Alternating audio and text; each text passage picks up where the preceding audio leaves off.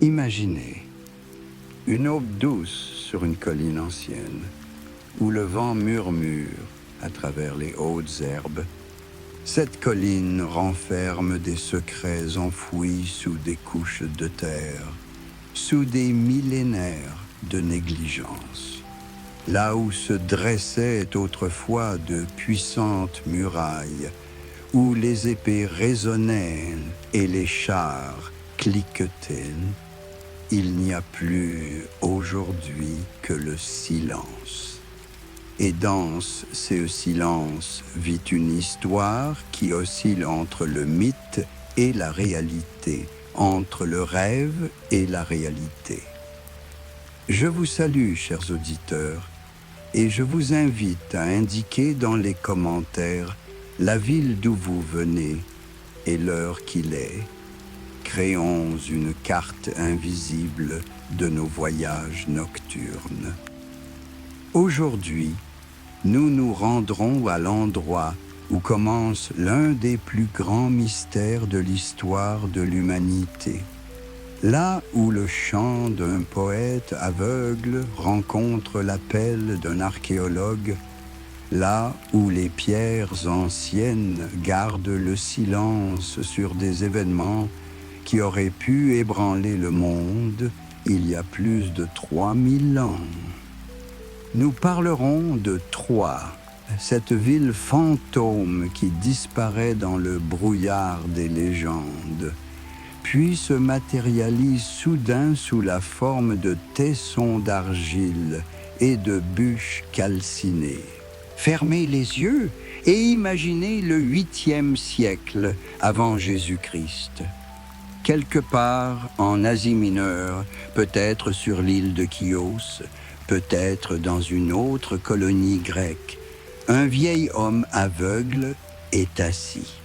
Il s'appelle Homère, et dans sa mémoire vivent des chants, aussi anciens que la mémoire même du peuple. Il ne lit pas, il n'écrit pas, il se souvient. Des milliers de vers de poèmes héroïques coulent sur ses lèvres, comme une rivière charriant les reflets d'époques lointaines. Et parmi ces chants, il y en a un qui est spécial. Il parle du siège d'une grande ville, d'une guerre qui a duré 10 longues années, de héros dont les noms resteront à jamais gravés dans les mémoires.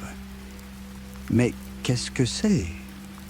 Un souvenir ou un rêve?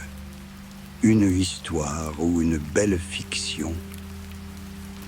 Pendant des siècles, les gens ont débattu de cette question, lisant les lignes de l'Iliade, où Achille et Hector prennent vie, où les dieux interviennent dans les affaires des mortels, où un cheval de bois décide du destin d'une civilisation entière. Certains pensaient que le poème n'était qu'un beau conte de fées, le fruit d'une imagination inspirée. D'autres pensaient que quelque part sous la terre se trouvaient les ruines de la cité dont Homère parlait. Homère a parlé d'une guerre qui a commencé à cause d'une femme. Hélène la Belle est un nom synonyme de beauté capable d'ébranler les fondements du monde. Épouse du roi spartiate Ménélas, elle a été enlevée ou s'est enfuie d'elle-même. Les sources divergent sur cette question délicate avec le prince troyen Paris. Et maintenant, un millier de navires couvrent la surface bleue de la mer Égée, se dirigeant vers les rivages de l'Asie mineure, où se dresse Troie, la ville que les Grecs appelaient Ilion. Mais Hélène était-elle vraiment la seule raison? Les spécialistes modernes en doutent légèrement. Il est difficile de croire qu'un conflit d'une telle ampleur ait pu éclater uniquement à cause d'affaires de cœur, fussent-elles royales. Troie se trouvait dans un endroit très privilégié, à l'entrée des Dardanelles, qui contrôlent la route maritime entre l'Europe et l'Asie. C'est là que passaient des routes commerciales et que se croisaient les intérêts de différentes nations et royaumes. Derrière l'histoire romantique d'Hélène se cachent peut-être des raisons économiques plus prosaïques. La lutte pour le contrôle de routes maritimes stratégiquement importantes. Homère a décrit la guerre sous toute ses coutures. Il raconte comment les navires achéens ont abordé les côtes troyennes. 1186 navires transportant 100 000 soldats sous les ordres d'Agamemnon, roi de Mycène. 10 fois plus nombreux que les défenseurs de la ville, un tel ratio aurait dû promettre une victoire rapide. Mais Troie ne se rend pas. Ce mur construit, selon la légende, par les dieux Apollon et Poséidon eux-mêmes, semble imprenable. Le siège a duré 9 ans. 9 ans pendant lesquels les Grecs ont tourné autour de la ville comme des prédateurs autour d'une proie qu'ils ne peuvent atteindre. Ils ont ravagé les environs, attaqué les alliés de Troie, mais la ville elle-même est restée hors d'atteinte. On peut imaginer cette guerre languissante, non pas une bataille rapide et décisive, mais un siège lent et épuisant, où le temps coule comme du miel, où chaque jour ressemble au précédent, où l'espoir et le désespoir alternent comme les marées. C'est ainsi que la 10e année, les événements s'accélèrent de façon spectaculaire. 41 jours, c'est la durée, selon Homère, des principaux événements de la guerre. 41 jours que le poète décrit avec tant de détails, comme s'il en avait été le témoin. La querelle d'Agamemnon avec Achille au sujet de la captive Briseise, la colère du plus grand des guerriers, son refus de combattre, la mort de Patrocle, l'ami d'Achille qui a revêtu l'armure du héros et est tombé sous les coups du prince troyen Hector.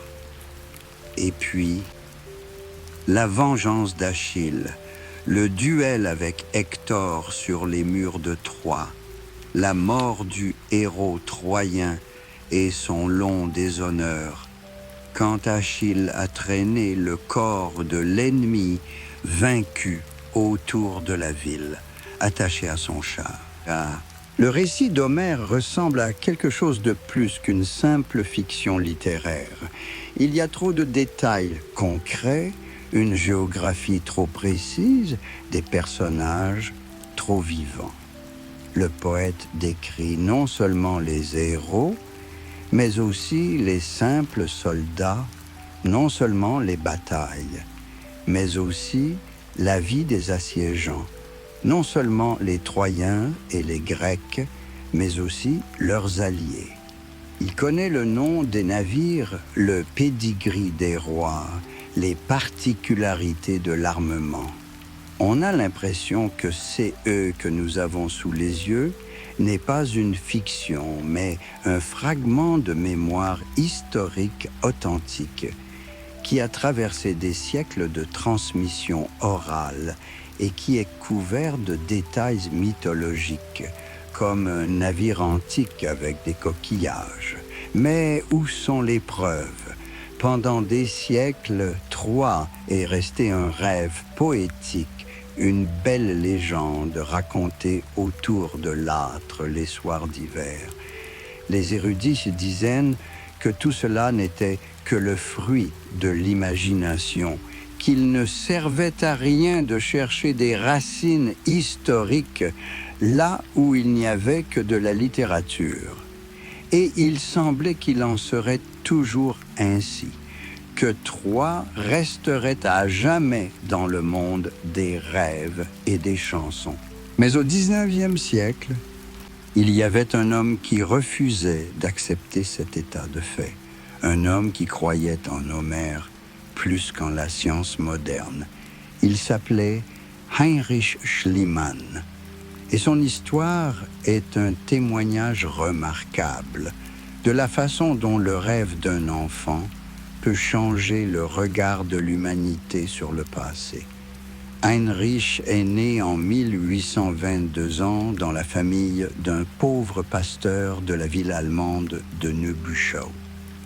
L'enfant grandit au milieu des livres et, dès son plus jeune âge, il est fasciné par les histoires anciennes. Son père lui lisait des passages d'Homère et le petit Heinrich écoutait, en retenant son souffle, les exploits d'Achille et la ruse d'Ulysse. Plus tard, Schliemann dira lui-même que c'est à ces moments-là, alors qu'il était enfant, qu'il s'est juré de trouver la légendaire Troie. Les biographes soupçonnent cependant que cette belle histoire a été inventée a posteriori, une sorte de canular destiné à romancer sa quête. Le chemin de Schliemann vers l'archéologie a été long et sinueux. D'abord marchand, il fait preuve d'un talent linguistique étonnant. Il maîtrise 15 langues étrangères. C'est eux qui lui ouvrent toutes les portes du monde du commerce. Et ses affaires étaient si florissantes qu'à l'âge mûr, il avait amassé une immense fortune. Et ses affaires sont particulièrement lucratives pendant la guerre de Crimée, où Schliemann fournit diverses marchandises aux belligérants. Mais l'argent n'est qu'un moyen, pas une fin. Sa véritable passion reste la littérature grecque ancienne et le rêve de Troie. À l'âge de 46 ans, Schliemann, déjà riche, décide de changer radicalement de vie. En 1868, il se rend à Ithaque, l'île légendaire d'Ulysse, et y entame premières fouilles, dans l'espoir de retrouver le palais du roi rusé. Ces fouilles n'ont pas donné lieu à des découvertes sensationnelles, mais elles ont permis à Schliemann d'acquérir une expérience inestimable. Il se rend compte que l'archéologie n'est pas un simple travail de terrassement, mais une science subtile qui exige de la patience, de la méthodologie et des connaissances approfondies. Mais surtout, il a été conforté dans sa conviction que si l'Ithaque d'Ulysse était réelle, la Troie d'Hector devait également exister quelque part sous les couches de terre et de temps. Après les fouilles d'Ithaque, le regard de Schliemann s'est tourné vers l'Asie mineure, vers les terres où, selon Homère, Troie aurait dû se trouver. À l'époque, des hypothèses scientifiques avaient déjà été émises quant à son emplacement. Le chercheur écossais Charles Maclaren a suggéré que la ville légendaire devait se trouver à Troas, une région du nord-ouest de l'Asie mineure, près d'une colline que les habitants appelaient Hisarlik. La colline de Hisarlik domine la plaine comme une forteresse naturelle. Son nom signifie palais en turc. C'est eux qui est intrigante en soi. Les paysans locaux trouvaient parfois d'étranges tessons et fragments qui semblaient très anciens. Mais personne ne se doutait des trésors que cachait cette modeste colline. Schliemann n'attend pas les autorisations officielles et les lenteurs bureaucratiques. En avril 1877, il arrive sur la colline de Hissarlik et commence les fouilles. Les travaux sont financés par SES Propres Fonds, CE, qui lui donne une totale liberté d'action. Il engage des ouvriers locaux et s'attelle à la tâche avec l'enthousiasme d'un amateur et la ténacité d'un entrepreneur. C'est eux qu'il voit dépassent SS espérances les plus folles. Sous le gazon et la terre végétale, les contours d'anciens bâtiments commençaient à se dessiner. Comme si ici, sur cette colline, depuis des siècles, une civilisation en remplaçait une autre, chaque bâtiment s'élevant sur les ruines de la précédente. Schliemann a compris qu'il n'avait pas devant lui un simple monument archéologique, mais tout un gâteau de couches d'histoire où chaque couche raconte son époque. Il fouille avec une obsession fanatique, allant parfois jusqu'à détruire les couches qui ne lui semblent pas assez anciennes. Seule la Troie décrite par Homère, celle de l'âge héroïque, l'intéressait. Il démolit impitoyablement les couches hellénistiques et romaines, sans se rendre compte qu'il détruit des preuves historiques inestimables. Les archéologues modernes qualifieraient ces méthodes de vandalisme, mais à l'époque, l'archéologie de terrain n'était qu'une science naissante et de nombreux principes n'avaient pas encore été développés. C'est ainsi qu'en mai 1873, un événement bouleversa le monde. Schliemann annonce la découverte de Troie. Il met au jour CE qu'il pense être les ruines du palais du roi Priam, celui-là même qui, dans l'Iliade, a régné sur la ville pendant le siège. Mais la découverte la plus surprenante l'attendait dans les ruines de CE Palais. Imaginez CE jour de mai, alors que le soleil est déjà brûlant et que l'air frissonne de chaleur. Des ouvriers creusent dans les ruines d'un ancien bâtiment et soudain l'appel de l'un d'entre eux heurte quelque chose de métallique. Schliemann se précipite et aperçoit un éclat d'or dans le sol. C'est qu'il trouve ce jour-là entrera dans l'histoire sous le nom de trésor de Priam. Plus de 8000 objets en métal précieux, diadèmes et boucles d'oreilles en or, coupes et plats en argent, poignards et haches en bronze. La découverte est si riche et si belle qu'elle est à couper le souffle. Schliemann a sorti clandestinement le trésor de l'Empire ottoman en rompant des accords avec le gouvernement turc, mais cela ne l'a pas arrêté. Il était convaincu de tenir dans SES main le trésor de Priam lui-même, que ces bijoux en or avaient été portés par Hélène, la belle ou la reine Hécube. Il a même photographié sa femme Sophia, portant certains des bijoux qu'il avait trouvés. 6 photos ont fait le tour du monde et sont devenues le symbole du triomphe archéologique. La nouvelle de la découverte de Troie se répand en Europe à la vitesse de l'éclair. Les journaux écrivent des articles sensationnels, les savants discutent et le public s'émerveille. Il semble que le mythe ait enfin une base matérielle, que Homère ne soit pas seulement un poète, mais un historien. Schliemann devient une célébrité. Son nom est prononcé parmi les grands découvreurs. Mais comme c'est souvent le cas en science, la réalité s'est avérée plus complexe et plus intéressante que les premières conclusions enthousiastes. En poursuivant les recherches, il est apparu que Issarlik était bien le site d'une cité antique, mais que l'histoire de cette cité était beaucoup plus longue et compliquée que Schliemann ne l'avait anticipé. Il n'y avait pas qu'une seule Troie ici, mais 9 colonies différentes qui s'étaient succédées au cours des millénaires.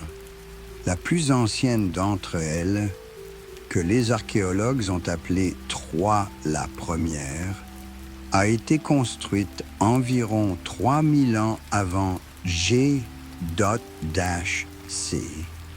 Il s'agissait d'une petite agglomération d'une centaine de mètres de diamètre seulement, entourée de murs massifs en pierre grossièrement taillés. Il s'agissait d'une petite agglomération d'une centaine de mètres de diamètre seulement, entourée de murs massifs en pierre grossièrement taillés. Les habitants de cette ancienne Troie pratiquaient probablement l'agriculture et le commerce, profitant de la position favorable de leur ville au bord de la mer. Des traces de feu indiquent que l'agglomération a péri dans un incendie, peut-être à la suite d'une attaque ennemie ou d'une conflagration accidentelle. Sur les ruines de Troie s'est développée Troie-Du, une colonie plus grande et plus riche qui a prospéré du 26e au 23e siècle avant J.C. C'est dans Ezeskush qu'a été trouvé le fameux trésor que Schliemann a confondu avec le trésor de Priam.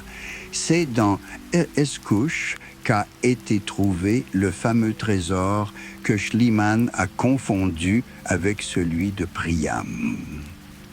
Diadème d'or, coupe d'argent, armes de bronze, tout cela témoignait du haut niveau d'habileté des artisans de l'Antiquité et de la richesse de la ville. Mais, hélas pour les idées romantiques de Schliemann, Troie-Du était plus vieille d'environ 1000 ans que l'époque décrite par Homère dans son Iliade. Les 3 colonies suivantes, Troie la 3e, la 4e et la 5e, ont existé du 23e au 18e siècle avant notre ère. C'est une période de déclin relatif. Les villes s'agrandissent, mais les preuves archéologiques suggèrent une culture moins développée. Troie-5 a également péri dans un incendie, laissant derrière elle une couche de cendres et de poutres calcinées. Mais le véritable essor de cette colline se situe à l'époque de Troie 6e, une cité qui s'est épanouie du 19e au 13e siècle avant J.C. Cette cité était déjà très impressionnante. Cette ville était déjà très impressionnante.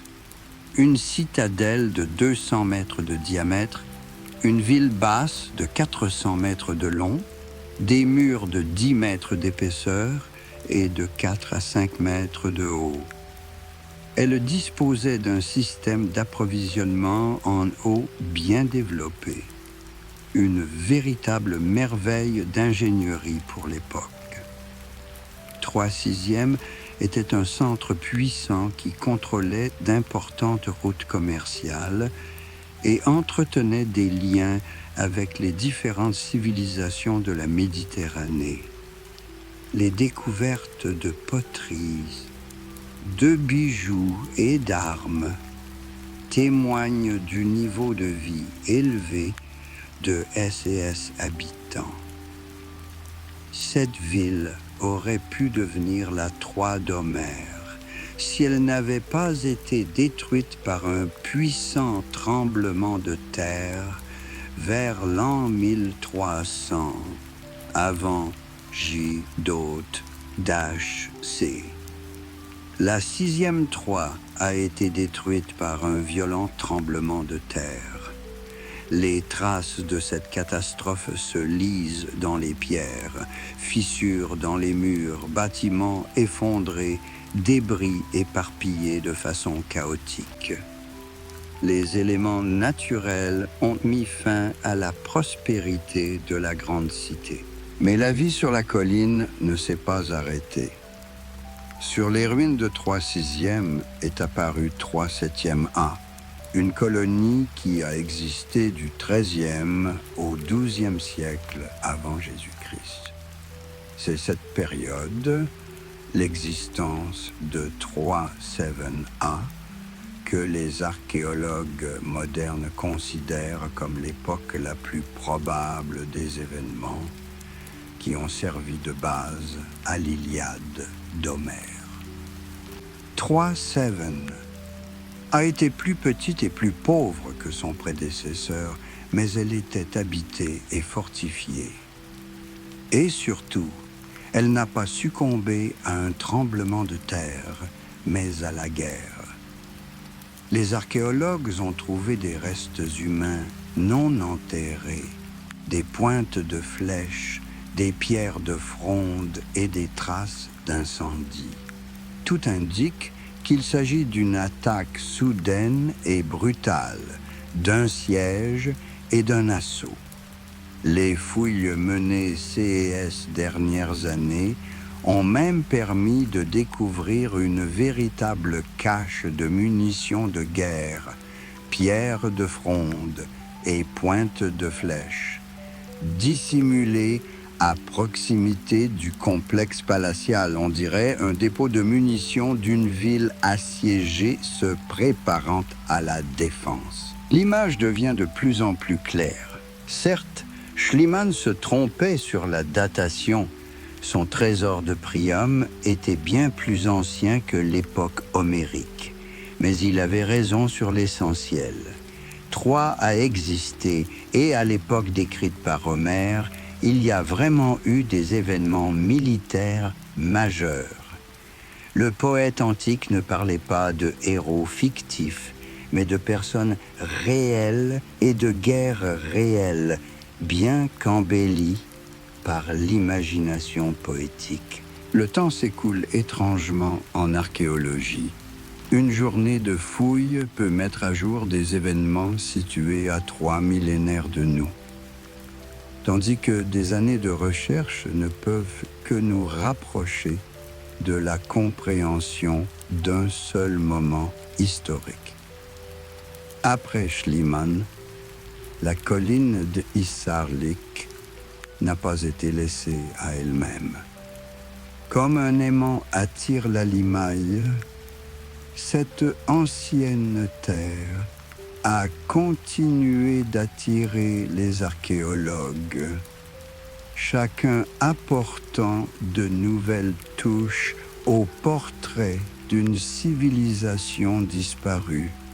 Wilhelm Dörpfeld, élève et assistant de Schliemann, hérite non seulement des fouilles, mais aussi de la passion pour la recherche de la vérité.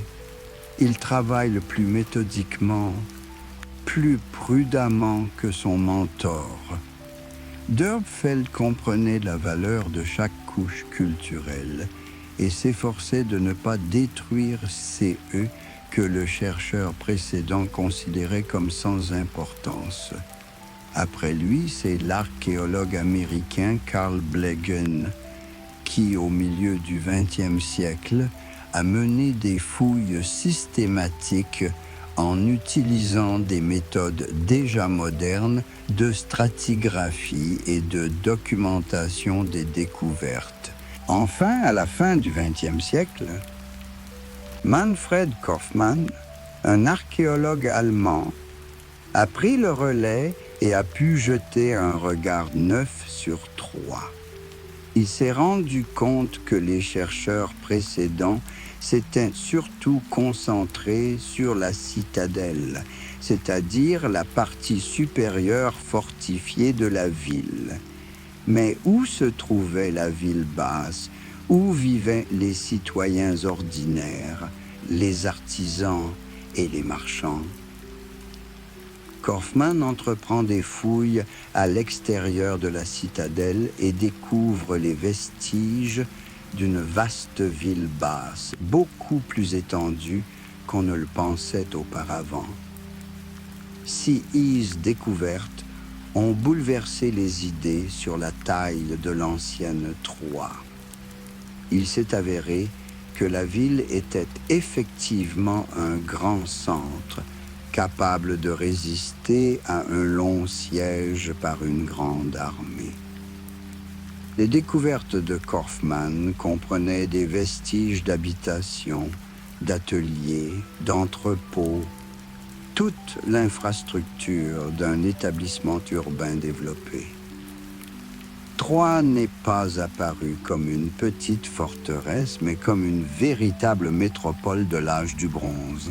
Mais la découverte la plus passionnante est peut-être celle du fossé, une structure de défense qui encerclait la ville basse. Ce fossé a été creusé à l'époque de Troie-Sevenna, au moment même où, selon les sources anciennes, la guerre de Troie était censée se dérouler. Imaginez, les ennemis s'approchent de la ville et les habitants s'empressent de renforcer la défense, de creuser des fossés, de stocker des armes. Récemment, des archéologues ont même trouvé une cache de matériel de guerre, des pierres de fronde et des pointes de flèches dissimulées près du complexe du palais. Tout cela témoigne de préparatifs en vue d'une menace militaire sérieuse. Les découvertes faites dans le cimetière racontent également leur propre histoire. Les archéologues ont découvert qu'à l'époque de Troie-Sevenna, la nature des sépultures a changé. Il y a eu des signes de précipitation, de rupture des rituels traditionnels. Cela pourrait être le signe d'une époque troublée où les gens n'avaient pas la possibilité d'enterrer leurs morts en paix. Et peu à peu, comme une photographie apparaissant dans une solution, le lien entre les découvertes archéologiques et les sources écrites d'une civilisation complètement différente a commencé à émerger. Au début du XXe siècle, des scientifiques ont déchiffré les archives du royaume hittite, un puissant empire qui, du XIVe au XIIIe siècle avant G.-C., contrôlait la majeure partie de l'Asie mineure. Les tablettes cunéiformes hittites mentionnent une ville appelée Vilusa. Au début, ces noms ne disaient rien aux chercheurs, mais lorsqu'ils ont commencé à étudier les correspondances phonétiques entre les langues hittites et grecques, ils ont découvert une chose surprenante.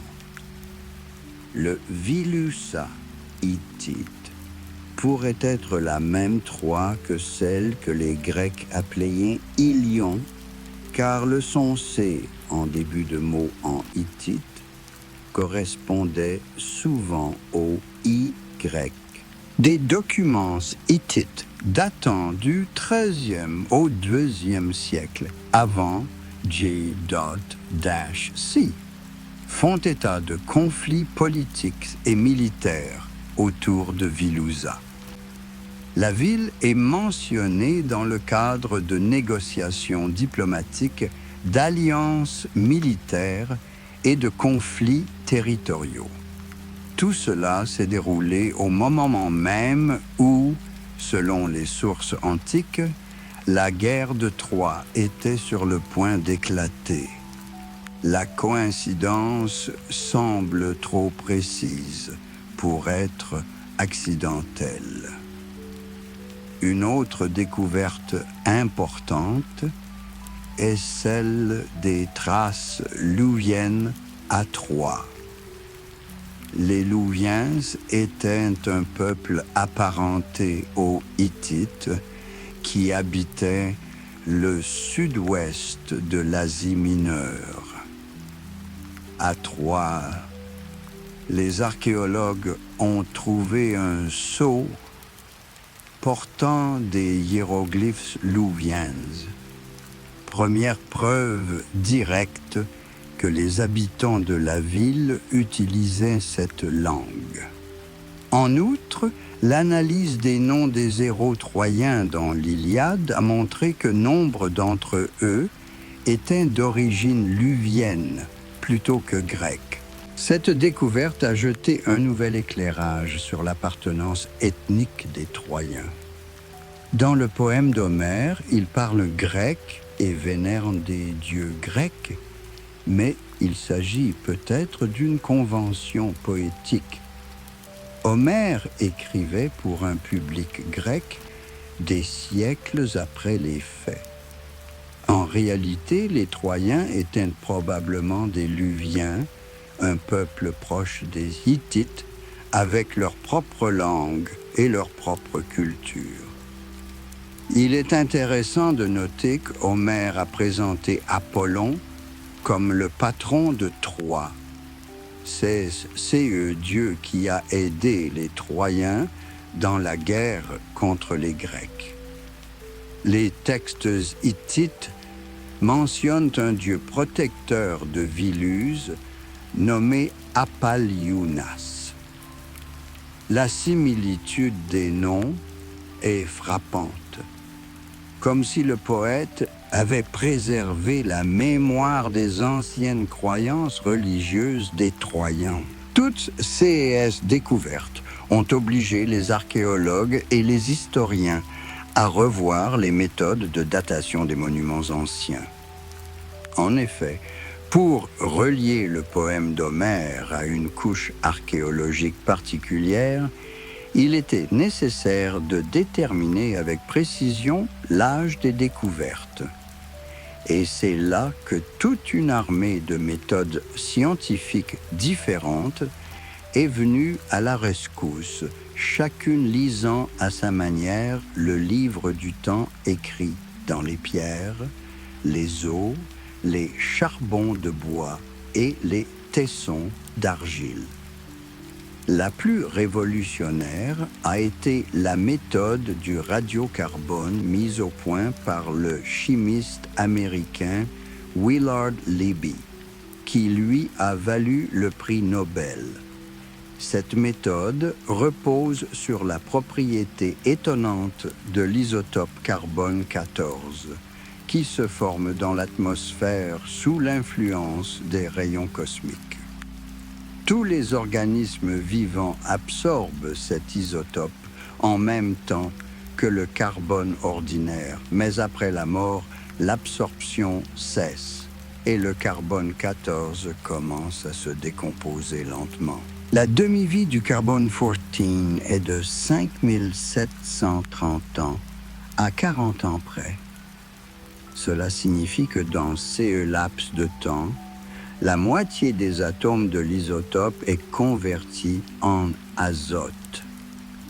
En mesurant la quantité de carbone 14 restant dans le charbon de bois, les os, les grains ou toute autre matière organique, les scientifiques peuvent déterminer la date de la mort d'un organisme et donc l'âge de la couche archéologique.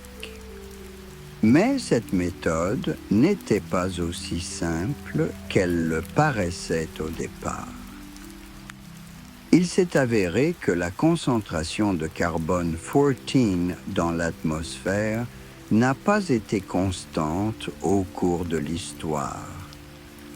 Elle variait en fonction des changements du champ magnétique terrestre, de l'activité solaire et des éruptions volcaniques. La datation au radiocarbone a donc dû être calibrée, c'est-à-dire traduite en années civiles, à l'aide d'une autre méthode, la dendrochronologie. La dendrochronologie est la science des cernes annuelles des arbres. Chaque année, un arbre dépose un nouveau cerne, dont l'épaisseur dépend des conditions météorologiques. Les années pluvieuses, les cernes sont plus épais, les années sèches, plus minces. Les scientifiques ont appris à lire CES Chronix naturelles en comparant des échantillons de bois de différentes époques et en créant des chronologies continues. La plus longue d'entre elles, la dendroscale de l'Arizona, s'étend sur 7000 ans. Lorsque les archéologues trouvent un objet ancien en bois, ils peuvent déterminer non seulement le siècle, mais aussi l'année exacte où l'arbre a été coupé. Une autre méthode étonnante, l'archéomagnétisme, est basée sur le fait que le champ magnétique terrestre change constamment. L'argile cuite dans l'Antiquité se souvient de la direction et de l'intensité du champ magnétique lors de sa dernière cuisson. Les scientifiques établissent des cartes de ces changements pour différentes régions et peuvent déterminer la date de cuisson d'un récipient en argile ou d'une brique en mesurant simplement l'aimantation résiduelle. La thermoluminescence est une autre façon de jeter un regard sur le passé. Lorsque des céramiques sont exposées à un rayonnement naturel, des micro-défauts s'accumulent dans leur réseau cristallin. Lorsqu'elles sont chauffées, ces défauts disparaissent et émettent une faible lueur. Plus la céramique est restée longtemps dans le sol depuis la dernière cuisson, plus elle brille lorsqu'elle est chauffée en laboratoire. Cette méthode est particulièrement précieuse lorsqu'il s'agit de dater des céramiques pour lesquelles il n'y a pas de restes organiques. Mais la chose la plus importante en archéologie est la stratigraphie, la science des couches. Le principe de base est simple. CE qui se trouve en dessous est généralement plus ancien que CE qui se trouve au-dessus. Mais dans la pratique, c'est beaucoup plus compliqué que cela. Les anciens creusaient des trous, construisaient des fondations, creusaient le sol et CES activités ont perturbé la séquence naturelle des couches. L'archéologue doit être un peu détective pour résoudre ces énigmes du temps. Schliemann, en son temps, ne se souciait guère des subtilités de la stratigraphie, et ses méthodes seraient qualifiées de barbares par les chercheurs modernes. Il creusait des tranchées à travers la colline, détruisant les couches qu'il jugeait inintéressantes. Il voulait la Troie d'Homère, et tout le reste lui paraissait une nuisance gênante. il démolit presque entièrement les couches hellénistiques et romaines. Troy 8 et Troy 9, qui n'ont pas moins de valeur pour les historiens modernes que les couches de l'âge du bronze. Cette ruée barbare a coûté cher à la science. Nous avons perdu beaucoup d'informations sur les dernières périodes de l'existence de la ville. Troy 8 est l'époque où se trouvait le temple d'Athéna, visité par Alexandre le Grand lui-même. Imaginez le jeune conquérant du monde se tenant devant un autel dans la ville qu'il considérait comme le lieu de naissance de SS ancêtres mythiques. Troy 9, c'est déjà l'époque romaine, où les descendants d'aînés, comme le croyaient les Romains, reconstruisaient respectueusement la ville de leurs ancêtres légendaires. Jules César et l'empereur Auguste ont investi dans l'entretien de cette ville symbolique. Mais remontons à l'époque où les premières lumières de l'habitat humain se sont allumées sur la colline. Troy, la première, la plus ancienne colonie, a été fondée il y a environ 5000 ans. Il s'agissait d'un modeste établissement entouré de solides murs de pierre grossièrement taillés. Dès cette époque, à l'aube de la civilisation, les bâtisseurs ont compris l'importance stratégique de cet endroit. La colline dominait la plaine environnante et offrait une vue magnifique sur la mer et le détroit. Celui qui contrôlait cette colline contrôlait la route commerciale la plus importante entre l'Europe et l'Asie. Troy a péri dans un incendie. Les archéologues ont trouvé des traces d'un gigantesque incendie qui a détruit les structures en bois et laissé une couche de cendres et de restes carbonisés. La cause de l'incendie reste un mystère. Il s'agit peut-être d'une attaque ennemie ou d'un accident. À l'époque, le feu était à la fois l'ami et l'ennemi de l'homme. Il réchauffait, éclairait, cuisait les aliments et travaillait le métal, mais il pouvait du jour au lendemain détruire tous ceux que les gens avaient mis des années à construire. Troy dur renaît de S&S cendres, plus riche et plus puissante que sa devancière. Cette ville a prospéré pendant près de 3 siècles, du 26e au 23e siècle, avant J.-C.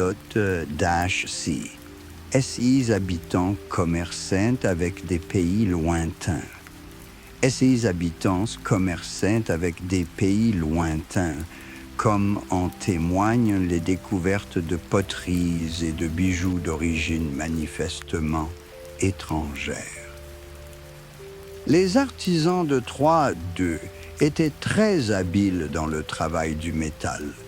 Et c'est à cette période qu'appartient le fameux trésor que Schliemann a confondu avec celui de Priam. Les diadèmes en or provenant de ces trésors sont remarquables par la finesse de leur exécution. Les maîtres de l'Antiquité étaient capables de créer des motifs complexes à partir du fil d'or le plus fin, de décorer les produits avec des grains, de petites boules d'or qui étaient soudées à la surface sans couture visible. Les récipients en argent se caractérisaient par des proportions élégantes et la pureté du métal.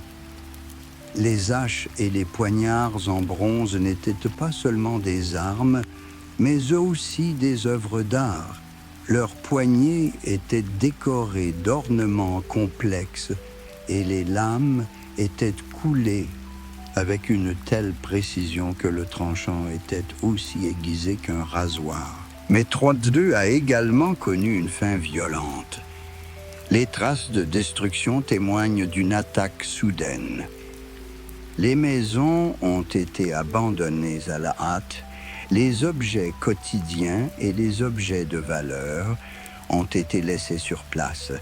Les habitants n'ont pas eu le temps d'emporter leurs biens les plus précieux, ou bien ils ont dû les cacher dans l'espoir de les retrouver un jour. Le trésor de Priam pourrait être une de ces escachettes cachées dans les dernières heures précédant la catastrophe et jamais réclamée par SES propriétaires. Les 3 villes suivantes, Troie la 3e, la 4e et la 5e, représentent une période de déclin relatif. Les colonies se sont agrandies, mais la culture, à en juger par les découvertes, était moins raffinée.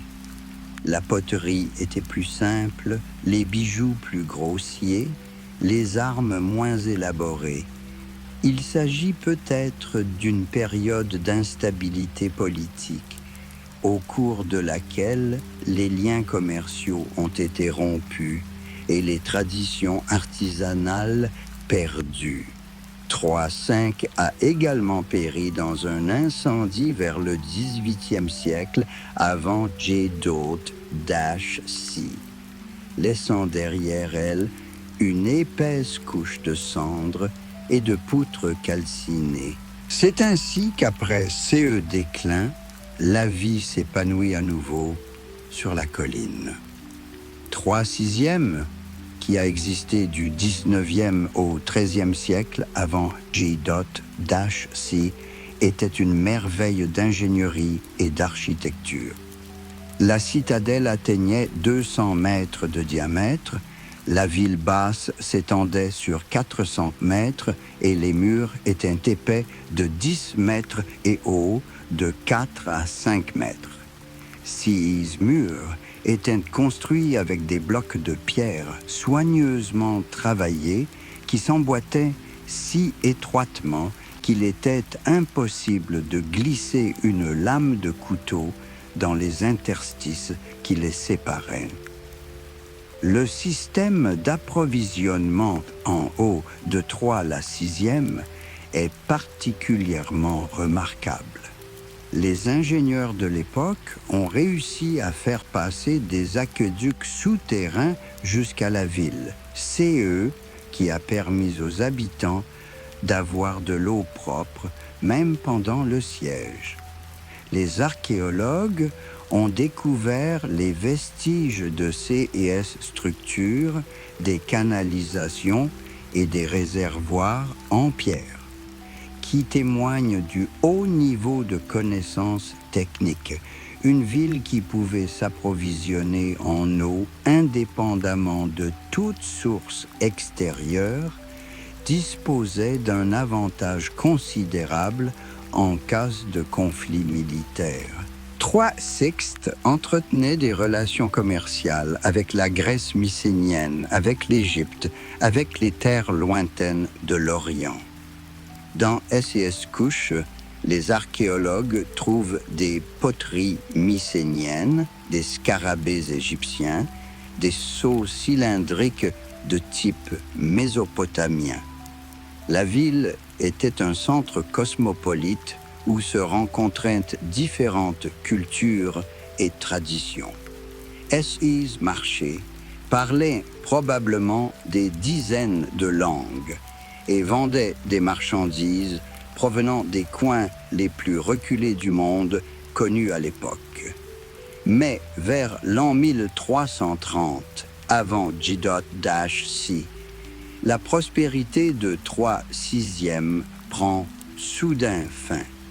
Ce n'est pas la guerre qui est en cause, mais une catastrophe naturelle, un puissant tremblement de terre qui qui a détruit les murailles imprenables et transformé la grande cité en un amas de ruines. Les traces de cette catastrophe se lisent encore dans les pierres. Fissures dans la maçonnerie, murs effondrés, blocs éparpillés de manière chaotique. La terre a tremblé et, du jour au lendemain, la civilisation qui s'était construite au fil des siècles a disparu. Mais les habitants n'ont pas quitté la colline. Ils construisirent une nouvelle ville, 3-7A, sur les ruines de 3-6. Cette cité était plus pauvre et plus petite que la précédente, mais elle était habitée et prête à être défendue.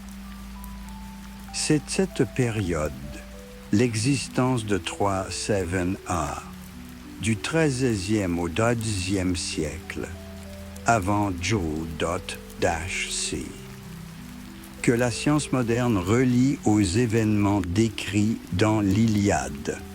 Les analyses au radiocarbone d'échantillons provenant des couches de 3-7A donnent des dates qui sont remarquablement cohérentes avec celles données par les historiens de l'Antiquité pour la guerre de Troie. Ils situent la chute de Troie entre le XIIIe et le XIIe siècle avant J.-C. Et les méthodes scientifiques modernes confirment cette chronologie. Mais le radiocarbone n'est qu'un outil parmi d'autres dans l'arsenal des archéologues modernes. La dendrochronologie, la science des anneaux annuels des arbres, est utilisée pour calibrer les dates du radiocarbone. Chaque arbre est une chronique naturelle qui enregistre l'histoire du climat. Pendant les années sèches, les cernes sont fins, tandis que pendant les années humides, ils sont épais. En comparant des échantillons de bois de différentes époques, les scientifiques créent des échelles chronologiques continues, avec une précision d'1 an.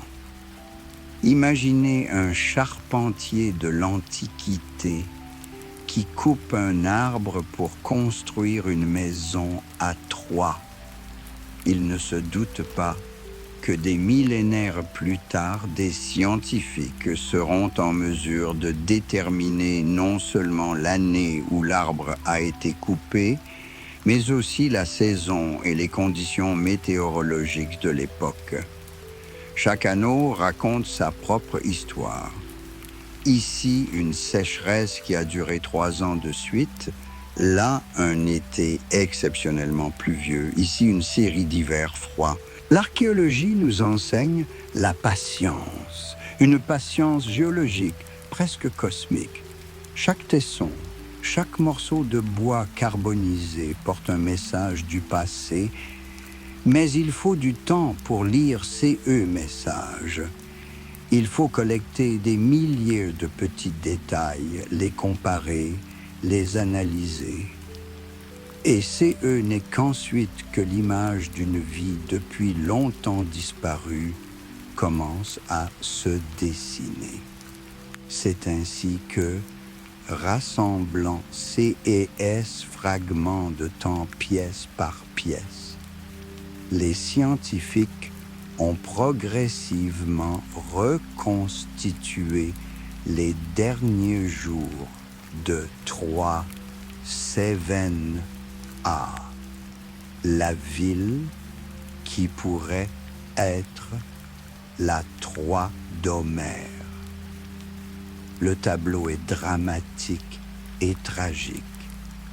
Les archéologues ont trouvé des restes humains non enterrés, preuve que la mort est survenue soudainement. et que les vivants n'ont pas eu le temps d'enterrer les morts selon toutes les règles. Ils ont trouvé des pointes de flèches de type égéen, exactement le type utilisé par les Grecs d'Égée.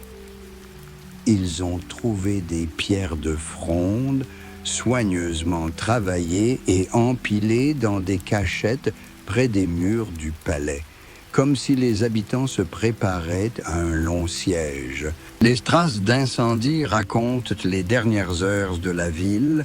L'incendie de la 3-7A a été rapide et impitoyable.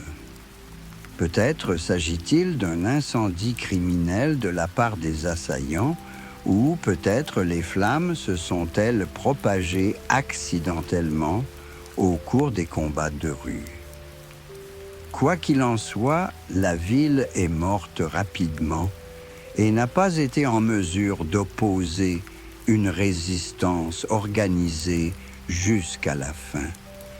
Cela rappelle beaucoup la description qu'Homère fait de l'assaut nocturne soudain, alors que les Troyens, enivrés par leur prétendue victoire sur leurs ennemis, dormaient d'un sommeil paisible et que les guerriers grecs se frayaient déjà un chemin dans les rues sombres. Le cheval de bois, l'épisode le plus célèbre de la guerre de Troie, ne peut évidemment pas être confirmé archéologiquement. Le bois ne survit pas dans le sol pendant des milliers d'années, surtout s'il a été brûlé. Mais l'idée d'un stratagème militaire permettant de franchir une défense imprenable semble tout à fait réaliste. Un siège de 10 ans a dû épuiser non seulement les assiégés, mais aussi les assiégeants. Les Grecs auraient pu recourir à la ruse pour s'infiltrer dans une ville qui ne pouvait être prise d'assaut. Homère raconte que les Troyens eux-mêmes ont démantelé une partie de la muraille pour faire entrer un énorme cheval de bois à l'intérieur de la ville. Les archéologues ont en effet trouvé des brèches dans les murs de 3-7A qui auraient pu être faites de l'intérieur. Bien sûr, ces brèches auraient pu apparaître pour d'autres raisons. Par exemple, les habitants élargissaient les portes ou réparaient les fortifications. Mais la coïncidence est curieuse. Après la disparition de 3-7A, la vie sur la colline ne s'est pas arrêtée, mais a changé radicalement. 3-7B, qui a existé du 2e au 20e siècle, avant J.C, était une ville très différente. Elle était habitée par les Phrygiens, un peuple venu des Balkans qui apportait avec lui une nouvelle culture. Les archéologues ont découvert de nouveaux types de poterie, d'autres formes d'armes et des rites funéraires différents. C'est l'époque des grandes migrations de peuples, alors que le vieux monde de l'âge du bronze s'effondre et que le nouvel âge du fer se dessine encore. Au Xe siècle avant J.C, des Grecs s'installent sur la colline, les mêmes descendants des Achéens qui, selon la légende, ont détruit Troie. Ironie de l'histoire. Les conquérants ont commencé à construire une nouvelle ville à la place de celle qu'ils avaient eux-mêmes détruite. Troie était déjà une polis grecque, avec un temple d'Athéna et des sacrifices régulier. Les pèlerins venaient de tout le monde grec pour vénérer la déesse et se remémorer les légendes héroïques. Alexandre le Grand, en route vers l'Asie, s'arrête à Troie et sacrifie dans le temple d'Athéna. Le jeune conquérant du monde se voyait comme le nouvel Achille et sa campagne comme la continuation de la guerre de Troie. Il rêve de surpasser les exploits des héros d'Homère et dans un sens, il y parvient. Ses conquêtes s'étendent de l'Égypte à l'Inde. La période romaine a apporté une nouvelle grandeur à Troie. Troie Nine qui existe du XIe siècle avant J.C. Au IVe siècle, après J.C., devient un grand centre hellénistique puis romain. Les Romains vénéraient particulièrement cette ville, se considérant comme les descendants du Troyen aîné qui, selon Virgile, échappa à l'incendie de Troie et fonda la famille à l'origine de la nation romaine. Jules César et l'empereur Auguste ont investi des sommes considérables dans la restauration et la décoration de la ville. Ils construisent des théâtres, des thermes, des temples, tout c'est qui fait de la ville romaine le centre de la civilisation. Mais même cette grandeur eut une fin. Vers l'an 500 de notre ère, Troie fut secouée par un nouveau tremblement de terre, pas aussi dévastateur que celui qui avait détruit Troie VIe, mais suffisamment puissant pour que les habitants quittent la ville. Entre-temps, les routes commerciales, la carte politique de la région et les priorités économiques avaient changé. La colline d'Issarlik était déserte et envahie par l'herbe, cachant les ruines de 9 villes. Le destin du trésor de Priam a pris une tournure dramatique. Après la découverte, Schliemann a exposé le trésor dans différents musées, mais pendant la Seconde Guerre mondiale, la majeure partie du magot se trouvait à Berlin. Lorsque l'armée soviétique est entrée dans la capitale allemande, ces objets inestimables ont été emportés en URSS en tant que trophée de guerre. Pendant de nombreuses années, on n'a pas su où ils se trouvaient, et c'est n'est qu'à la fin du XXe siècle que l'on a appris que l'or de Troie se trouvait au musée Pouchkine de Moscou et au musée de l'Ermitage de Saint-Pétersbourg. Les trésors antiques ont donc fait un nouveau voyage de l'Asie mineure à l'Allemagne, puis à la Russie. Aujourd'hui, alors que nous en savons beaucoup plus que Schliemann, la question de la réalité de la guerre de Troie se pose différemment qu'il y a un siècle et demi. Nous ne pouvons pas affirmer que les événements de l'Iliade se sont déroulés exactement comme Homère les a décrits. Le poème contient trop d'éléments mythologiques, l'influence du folklore et des traditions littéraires est trop évidente. Mais nous pouvons affirmer que le récit homérique est basé sur des événements historiques réels. Entre le XIIIe et le XIIe siècle avant J.C., des conflits militaires majeurs ont eu lieu dans la région de Troie. Les sources hittites font état de frictions politiques et militaires. autour de Wiluza à cette époque. L'archéologie confirme que 3-7A a péri à la suite d'une attaque ennemie. Tout concorde, la géographie, la chronologie, la nature de la destruction. Bien sûr, la guerre réelle aurait pu être très différente de celle d'Homère. Elle a pu durer quelques mois ou quelques années plutôt que 10 ans. Peut-être n'a-t-elle pas impliqué 100 000 soldats, mais beaucoup moins.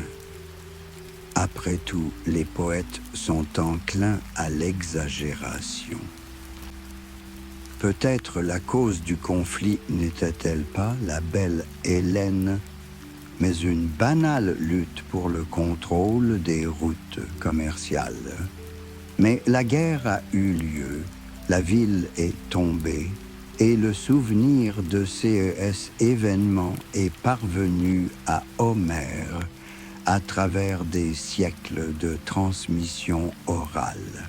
Les méthodes modernes de datation archéologique nous permettent de lire cette histoire avec une précision dont Schliemann n'aurait jamais pu rêver. Analyse du radiocarbone, dendrochronologie, archéomagnétisme, thermoluminescence. Chaque méthode ajoute ses propres détails à l'image globale. L'analyse stratigraphique aide à comprendre la séquence des événements. Les études typologiques permettent de retracer l'évolution de la culture. Et la méthode de l'analogie permet de relier les découvertes de Troie à celles d'autres régions. Les sources écrites, archives cunéiformes hittites, chroniques égyptiennes, inscriptions grecques, complètent les données archéologiques. Les pièces de monnaie nous renseignent sur les liens économiques, les œuvres d'art sur les préférences culturelles et les croyances religieuses. L'ensemble de ces éléments crée une image tridimensionnelle et multidimensionnelle du passé.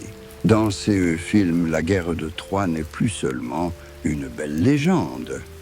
Elle devient un véritable événement historique, peut-être l'un des derniers grands conflits de l'âge du bronze qui marque la fin d'une époque.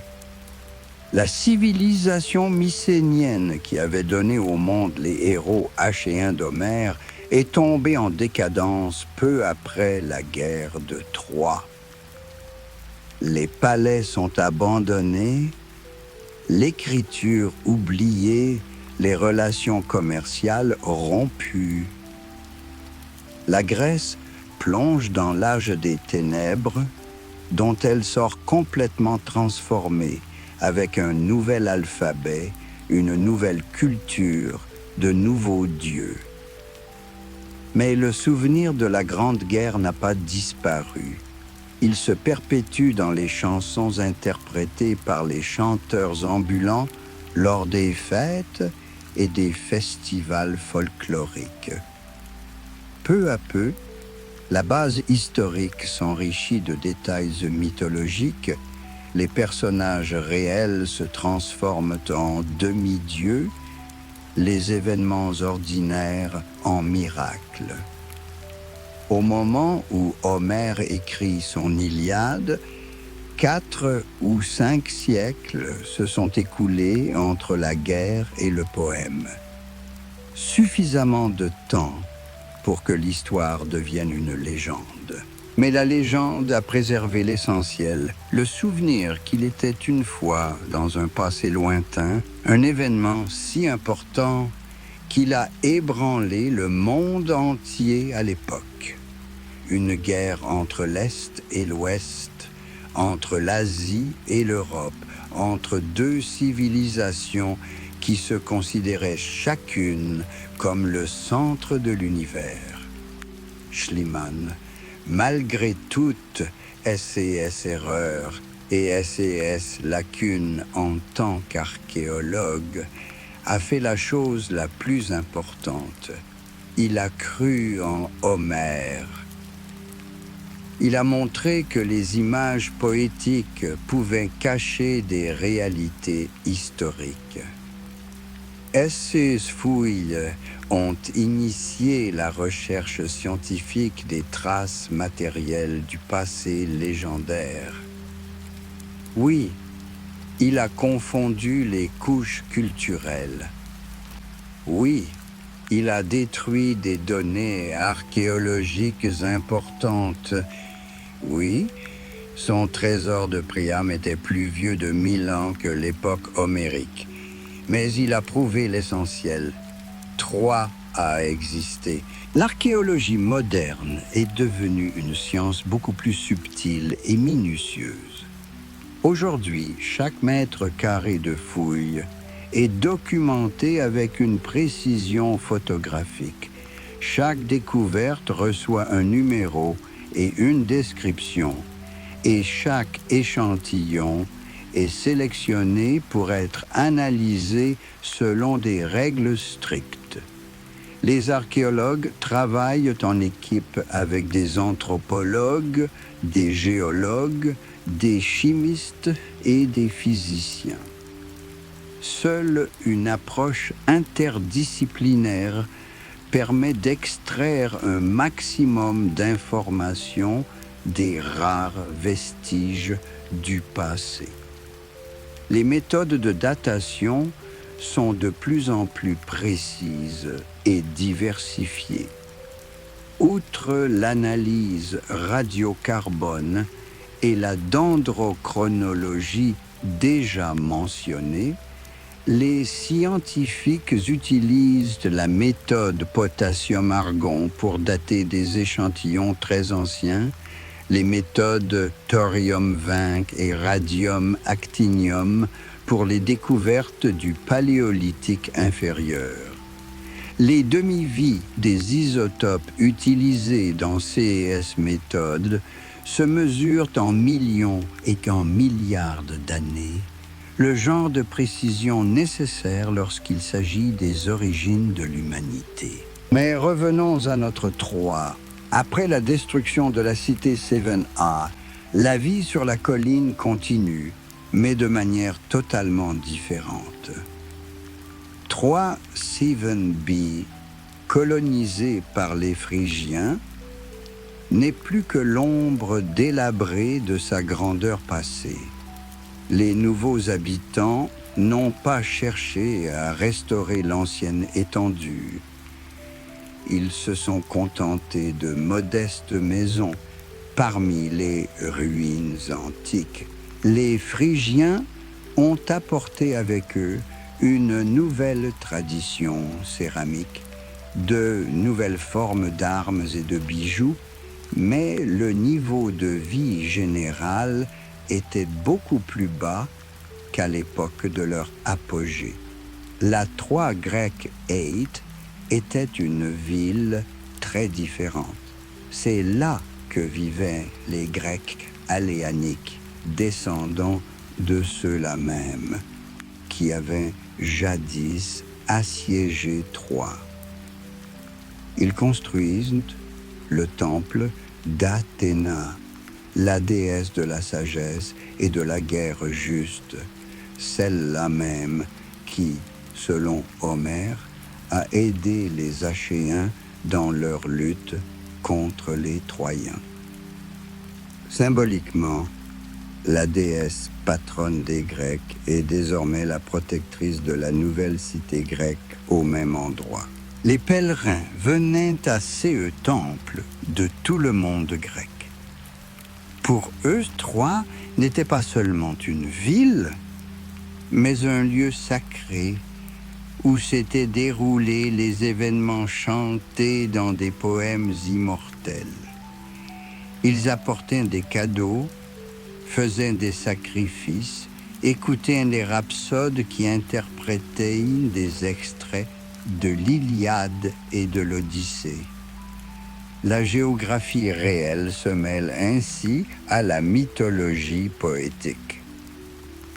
L'époque romaine est la dernière période d'apogée de Troie.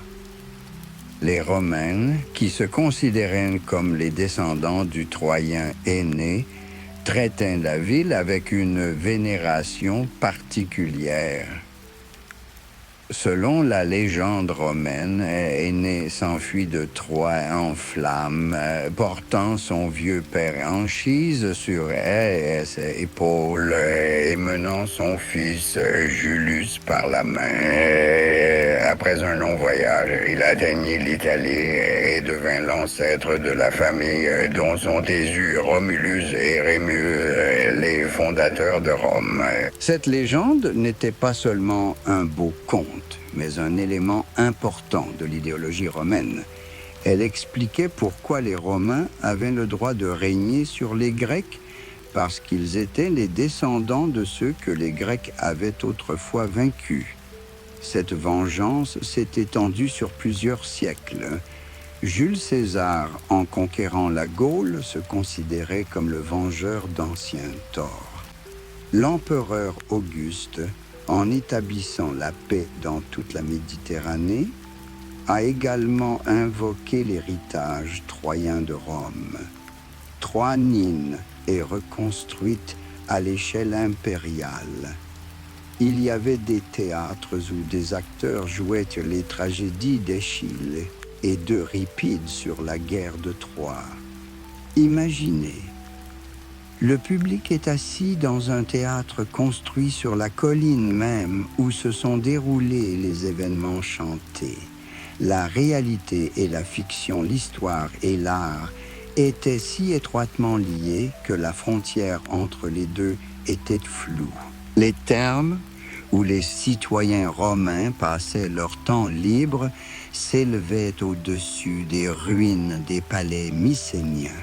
Des boutiques se trouvaient là où les chars d'Hector et d'Achille avaient autrefois grondé.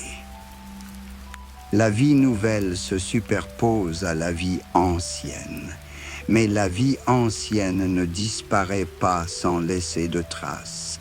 Elle vit dans les pierres, dans les noms, dans les légendes que les vieillards racontent à leurs enfants. Cette ville romaine a survécu pendant près de 800 ans, connaissant les hauts et les bas de l'Empire. Elle a vu l'arrivée du christianisme, l'effondrement de la partie occidentale de l'Empire et la transformation de la partie orientale en Byzance.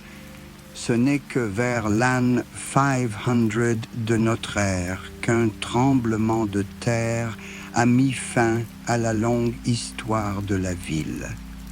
Les habitants partirent, les maisons s'effondrèrent et, peu à peu, la colline fut envahie par l'herbe et les arbustes. C'est ainsi que s'est achevée l'histoire de Troie, non pas une, mais 9 Troies différentes, chacune vivant sa propre vie, connaissant ses propres tragédies et ses propres triomphes. 2500 ans, des premiers colons de l'âge du bronze aux derniers habitants byzantins, la vie sur cette colline a duré. Et pendant tous ces temps, la vie a bouillonné ici. Des gens sont nés et sont morts. Des accords et des mariages ont été conclus. Des guerres ont été menées et la paix a été établie.